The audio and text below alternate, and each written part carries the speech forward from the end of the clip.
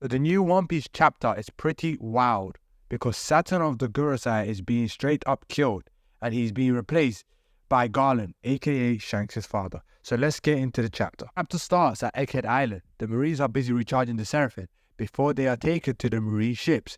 In the midst of all this chaos, Lucci and Kaku are seen boarding, as well as one of the Cypherpole agents approaching Lucci with a grim question. The Cypherpole agent asks, "Where is Stussy?" Lucci replies, "I killed her." There's no emotion on Lucci's face, and while Kaku's face is hidden, it's clear he's holding back his emotions. Stussy and Kizuru are absent from the chapter, leaving their fates uncertain. Cut to Saturn, who is reflecting on the events that occurred 200 years ago in Marizua. He remembers giving the order to destroy the giant robot Emeth, but a group of scientists hid the robot, studying it in secret instead. Saturn addresses the 9 Vice Admirals, confirming their success in obtaining York Punk records and the power plant. Despite this, Saturn admits to a massive failure, Vegapunk's message being broadcasted across the world. Doberman, hesitant, Saint Saturn, if our actions are a failure, does this mean Vegapunk's message was the truth?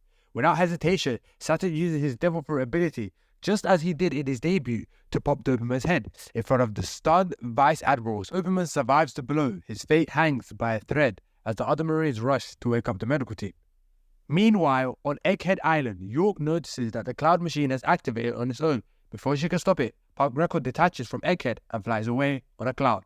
York says, "Damn it, they took Punk Record." Far away in Marizua, the food shortage crisis has thrown the city into chaos.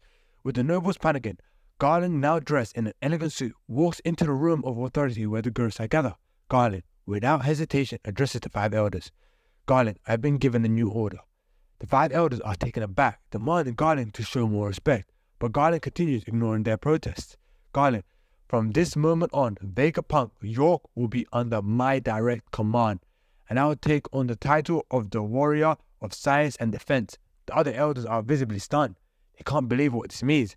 "Mars, it can't be." Garling calmly takes a seat, crosses his legs, and declares that the world is on the brink of unprecedented turmoil. Garling, "Let's make the world a better place, together, my fellow elders." Back on Egghead Island, Saturn suddenly collapses to his knees. Black flames and smoke erupt from his body, his screams echoing through the air. His body rapidly ages, wrinkles forming as the flames intensify. Saturn, desperately, "It can't be. Aimu-sama." The Vice Admirals are frozen in shock as Saturn's body withers before them. His mind races as Aimu telepathic voice paces through his thoughts. Aimu telepathically says, "Saturn, why did you allow Joy Boy to escape?" Saturn, begging, "Please, have mercy." His power is beyond comprehension.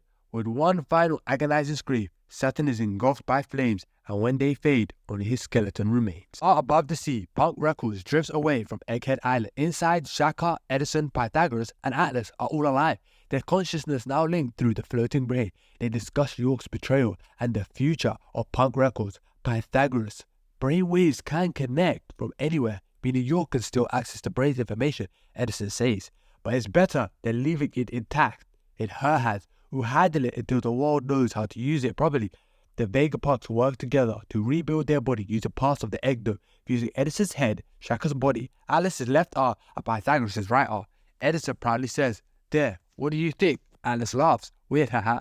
"Shaka, are you jealous of my proportions?" Edison contacts their old friend, Herodes, from Wetheria to aid in their next move. At Kambaka Quindom, Koala is summarizing Vegapunk's message for the Revolutionary Army. The implications are dire. Betty says, "So our world is sinking into the ocean?" Sabo replies, which explains why the nobles live atop the red line, the highest point in the world. Ivankov adds more insight, explaining how the world government has been ordering slaves to build giant bridges across the sea for centuries, pointing to a deeper purpose.